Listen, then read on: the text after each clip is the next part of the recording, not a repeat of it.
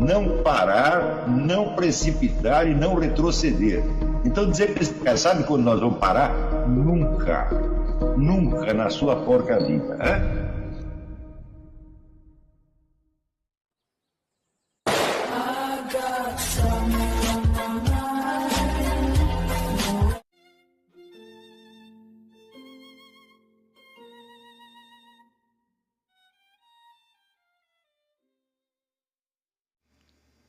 E aí pessoal, tranquilo? Então vem aqui antes do vídeo começar, pedir para vocês se inscreverem, quem não for inscrito, compartilhar, curtir, comentar. Quem puder seja membro do canal, que isso ajuda bastante. Tem também o link do Apoia-se. Quem puder ajudar nosso canal e apoiar financeiramente vai ser muito bem-vindo. Mas o mais importante é transmitir o conteúdo e os conhecimentos do professor Olavo de Carvalho para mais e mais brasileiros. Então compartilhe e ajude aí nossa causa.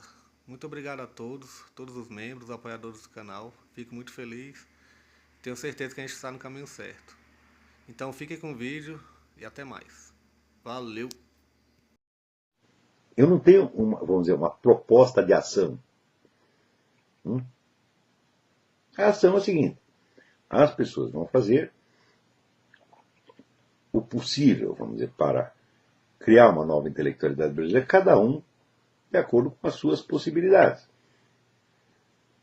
Por exemplo, tem pessoas que não têm vocação específica, né, para a vida de estudos, mas, no entanto, também são filósofos, também são intelectuais, tanto quanto os outros, porque eles têm que saber o que os outros sabem.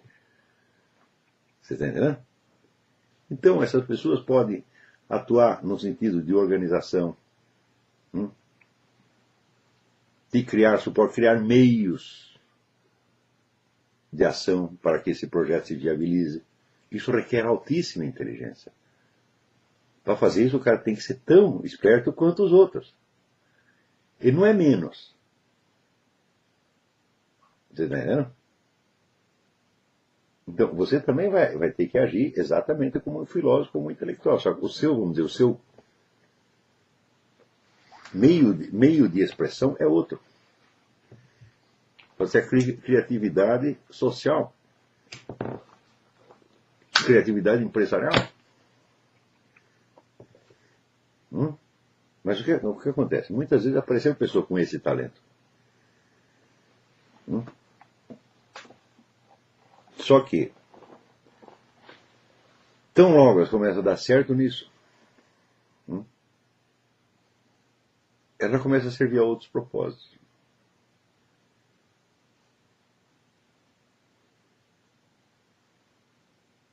E sempre na base de que precisa fazer certas concessões para ser aceito. Eu digo, meu filho, o que é isso? Você não precisa fazer nada para ser aceito. Você precisa ser verdadeiro, sincero. Você vai ser aceito. Mais ainda do que os outros. Eu digo, olha, quantos alunos tem o Paulo Giraldelli? 2?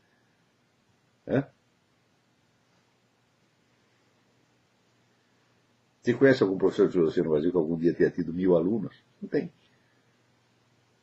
Eu tenho. Fiz alguma concessão, tentei parecer bonitinho? Não.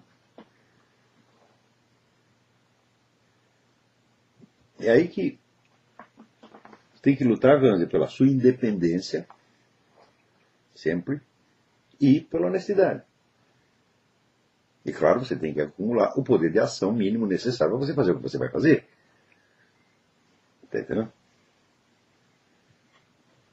Então, por exemplo, uma pessoa, vamos dizer, você diz, olha, eu não tenho talento, por exemplo, para fazer uma investigação e escrever um livro de filosofia. Mas eu tenho, por exemplo, o talento da organização. Você tem ideia do QI que precisa para isso? Quando o cara parte para isso, a primeira burrada que ele faz, ele começa a tentar organizar as coisas de acordo com um critério que ele aprendeu sei lá, na escola de administração, no convívio brasileiro, porque ele acha que aquilo aqui dá o certo. Então ele quer pegar um conteúdo intelectual elevado, né, e viabilizar por meios que são absolutamente incompatíveis com aquilo.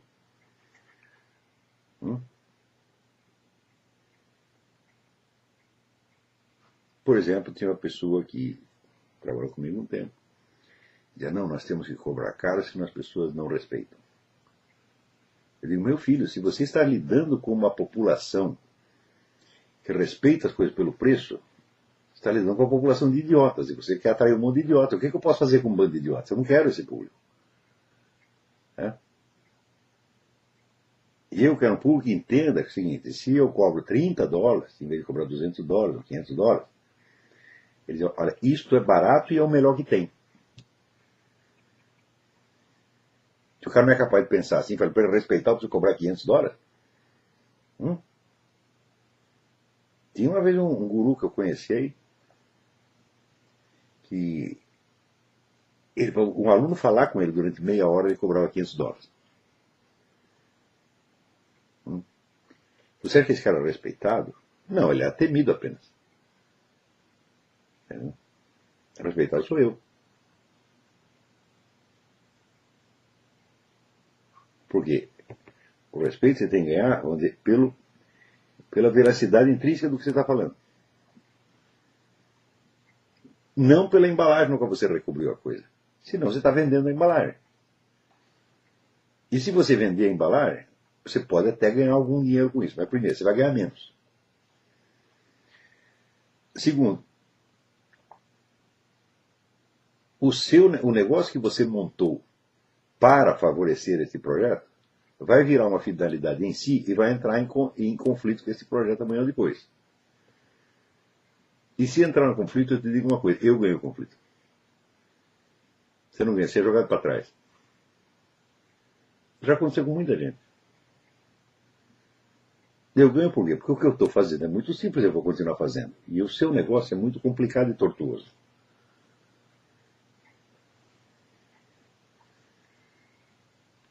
Você já está mentindo para você mesmo, já está querendo parecer bonitinho, etc. Você está dando a cara, em suma, você está dando a cara a tapa. E vai levar os tapas.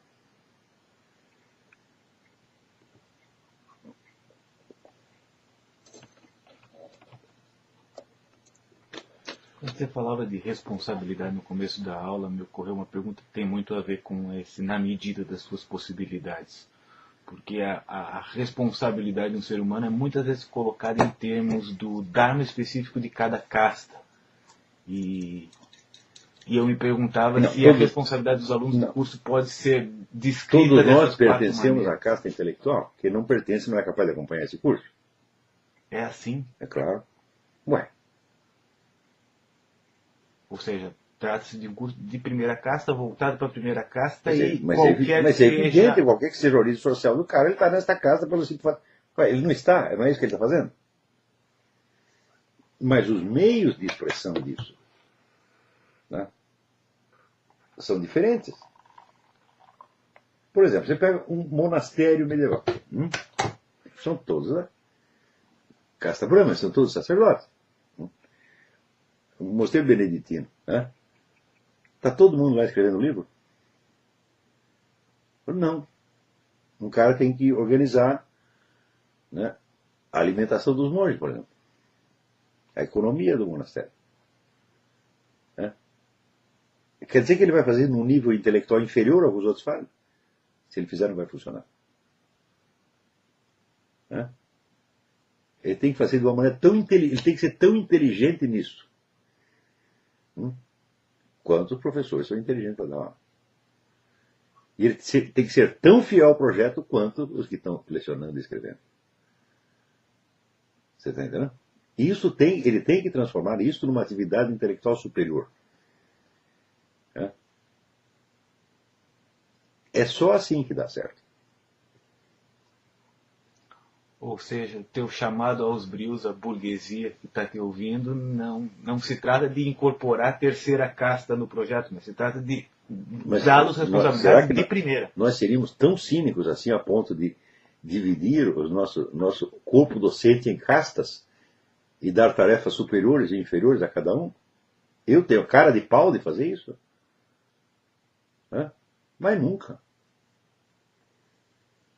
Se você está acompanhando esse curso, se você é capaz de entender intelectualmente, você já está na casta certa, você já está na, na casa dos intelectuais.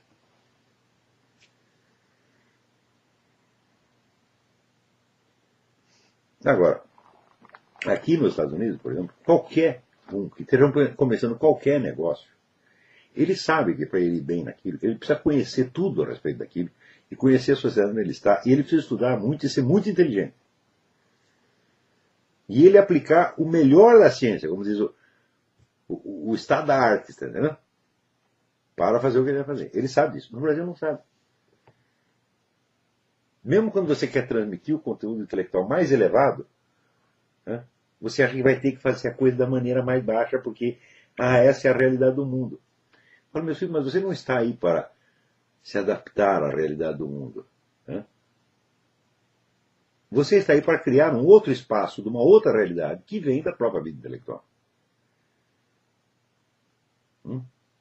E se quer saber, isto é mais fácil de fazer, porque a outra coisa é impossível. E isto é possível.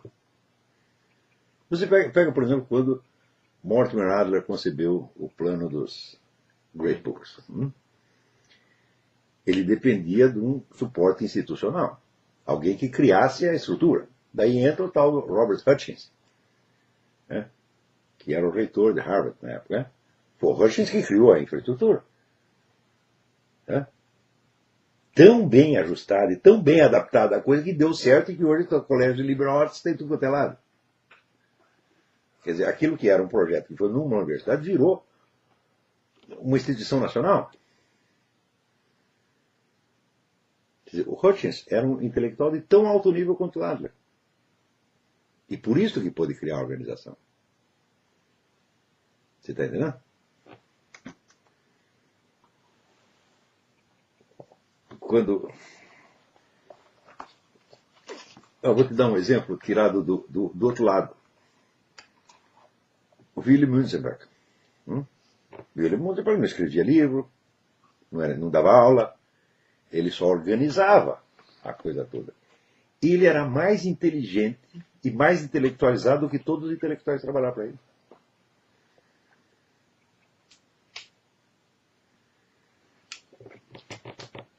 Mas é a coisa burguesa que confunde o nome da profissão com o nome da atividade.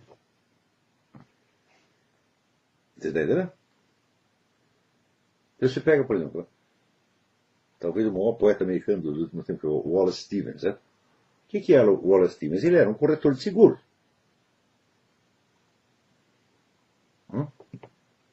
Agora, você acha que nos momentos que ele estava trabalhando na corretor de seguros, ele emburrecia e voltava para um nível inferior? Não. Henry Miller, quando foi chefe de pessoal da Western, ele era selecionador de pessoal. Ele trabalhava um dia só por semana. Ele fugia do emprego, ficava com aquele fila de candidatos esperando até chegar ao homem. Entendeu? Ele ia lá, ele foi se tornou o melhor selecionador de pessoal que a Western já tinha. Já tinha tido até então. Por quê? Ele, ao exercer aquilo, ele exercia com a plenitude da sua inteligência. Agora, o pessoal no Brasil, eles querem ter dupla personalidade. Aqui tem o estudante, etc. E ali tem o profissional, o empresário, o militar, o engenheiro, etc, etc. Mas o que é isto? Você tem que usar tudo o que eu te ensinei, tudo, para fazer o upgrade na sua profissão, no seu negócio. E você vai ver como vai funcionar.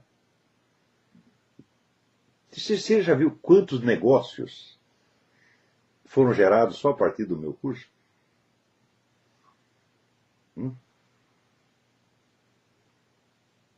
Só que o brasileiro é um desgraçado. Ele vem aqui, pega a inspiração, segue, começa a seguir os primeiros passos que eu dei, tudo começa a dar certo. Quando começa a dar certo, daí o cara começa a olhar e fala, não, o Olavo foi o São João Batista, o Messias sou eu. Meu filho? Quer dizer que com esses pouquinhos meses de curso que você frequentou, e com esses negocinhos que você fez, você aprendeu mais do que eu aprendi em 47 anos de estudo. E com toda, vamos dizer, a experiência que eu tive, experiência que os caras nem aguentariam ter. Né? Quer dizer, é aquela presunção de brasileiro e aquela, vamos dizer, aquele. No fundo, o sujeito tem o mesmo horror ao conhecimento que os outros têm. Porque ele quer provar que o que ele chama de praticidade burguesa funciona mais do que o conhecimento.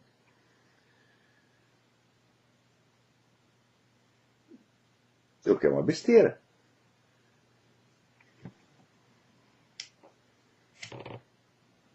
Por exemplo, para ser aceito nós temos que tornar tudo bonitinho, etc, etc, você não pode falar palavrão, etc, etc.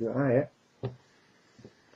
Quer dizer que o sujeito que se deixa impressionar por um palavrão é porque ele é muito sensível à sua imagem burguesa.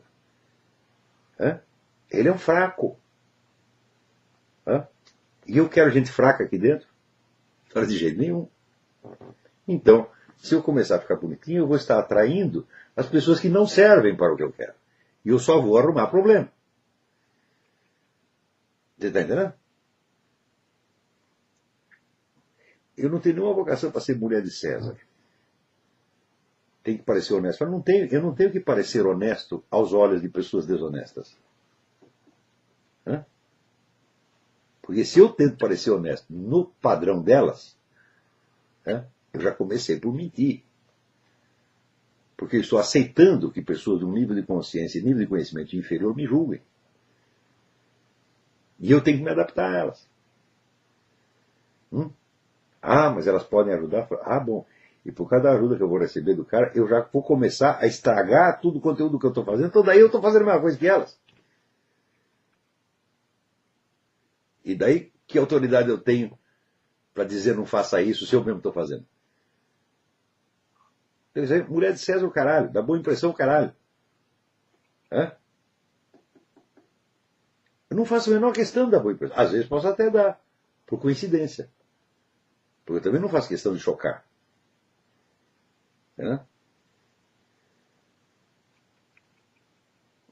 Agora, no Brasil, um pouco de má aparência é bom. Afasta um monte de burguesinho. E te livra de problema. O burguês é um esteta. Ele quer coisas bonitas. Bem-estar. Esperança. Você está entendendo? Prosperidade. Eu digo, o que tudo isso tem a ver com moralidade? Nada.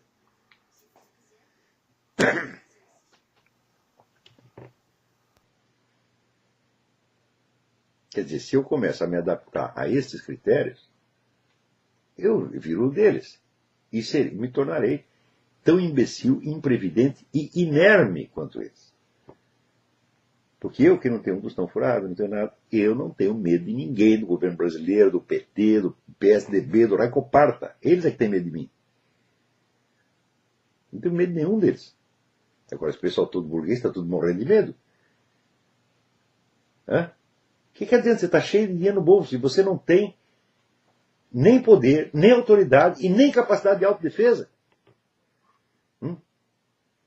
E você baixa a cabeça, eles te deixam ganhar um dinheirinho.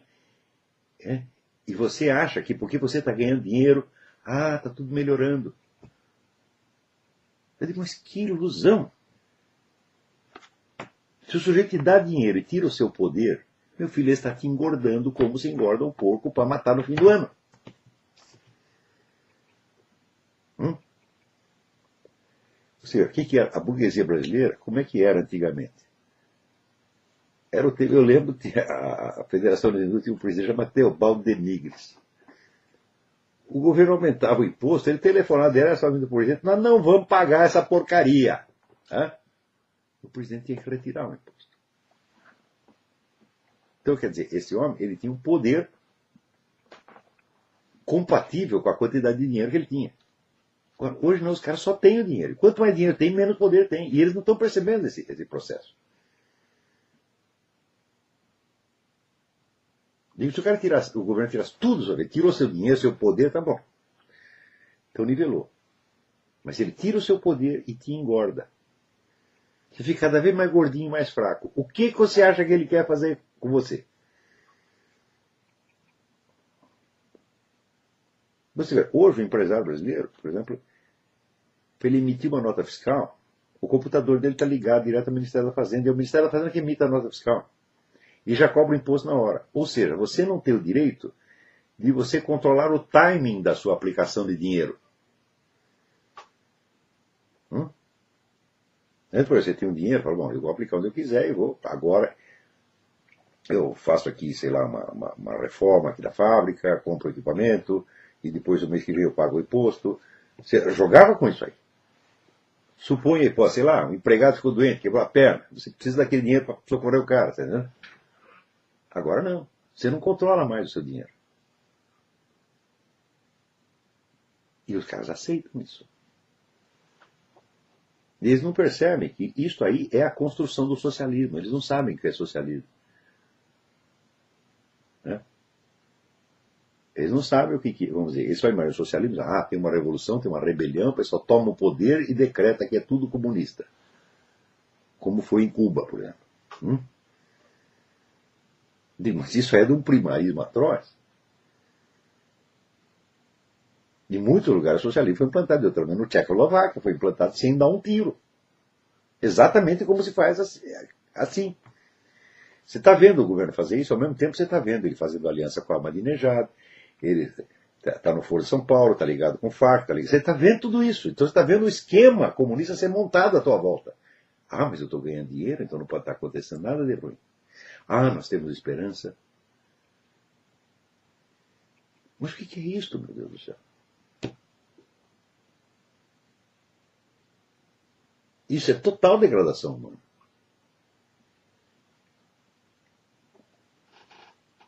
E a pessoa que entra nisso, ela vai ser destruída.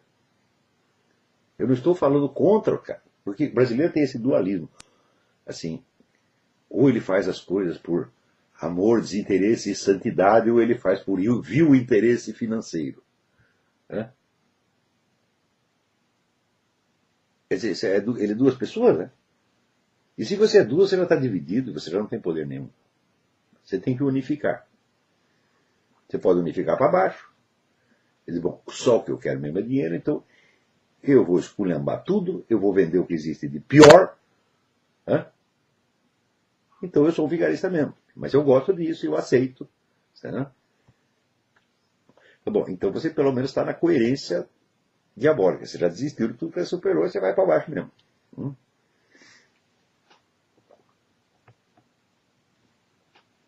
Agora, se você quer ir para cima, então eu recomendo, você não pode ir para cima e para baixo ao mesmo tempo. Né? Você vai ter que pegar o inferior e colocar ele dentro do superior. E você vai receber como recompensa o quê? Um fluxo de inteligência que vai iluminar o teu campo e você vai entender o que está acontecendo. E, portanto, você saberá quais são as decisões acertadas, não apenas no momento para ganhar dinheiro, mas a longo prazo para sobreviver. Você veja todo esse pessoal que deu dinheiro para a esquerda nos últimos 30 anos. A esquerda está destruindo um por um.